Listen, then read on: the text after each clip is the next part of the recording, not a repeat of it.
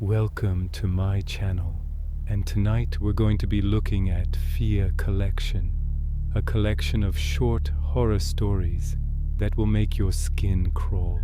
Our first story is The Hook Man. He had always hated this old abandoned house at the end of the street. It was big and dark and foreboding. It was like a beast waiting to devour anyone who dared go near it. And then one day he saw something in one of the upstairs windows.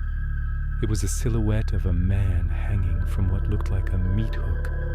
At first he thought it was just a trick of the light, but then he saw it again the next day and the day after that.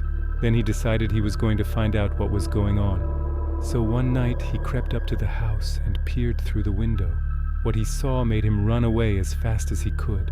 The silhouette was real, and it was moving. There was a man hanging from a meat hook in the basement, and slowly, very slowly, he was rotating. Our protagonist ran home and told his wife what he had seen. She didn't believe him, so he took her to the window to show her. But when they got there, the basement window was dark. They couldn't see in or whatever was hanging there. They went back every night for a week to try and catch another glimpse. But every time they arrived, the basement window was dark.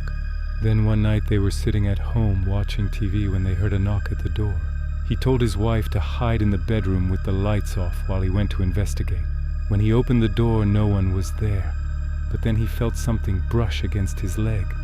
He screamed and backed away, falling over backwards onto the floor. And as he looked up, he saw a pair of feet on the other side of the window that had been nailed shut from the inside. Our next story is called The Dream. It started when she moved into the old Victorian house. At first it was just little things, a footstep on the stairs, a door slamming shut. Then one night, she woke up in the middle of the night to what sounded like screams in the next room. Then one night she dreamed that she was walking down a long, dark hallway. At the end of the hallway was a staircase, and at the top of the staircase was a woman in a Victorian nightgown. The woman beckoned to our protagonist and motioned for her to come closer. As she approached, she could feel herself being pulled up the stairs. She wanted to scream, but no sound came out.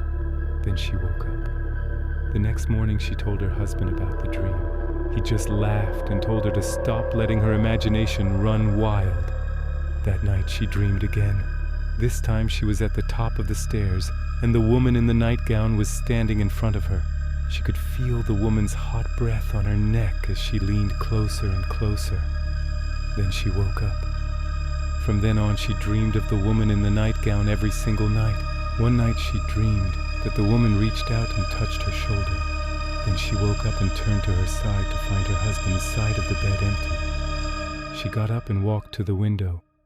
Her husband was standing at the end of the driveway talking to a tow truck driver. In the morning, he explained that he had to leave town unexpectedly for work. Then he left.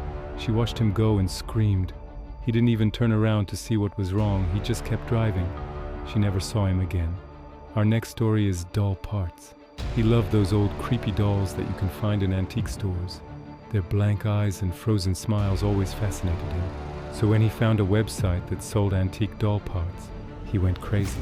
Soon he had an assortment of eyes, noses, mouths, and limbs. Then one day, he got an idea. He was going to build his own doll. So he bought some fabric and some stuffing and went to work.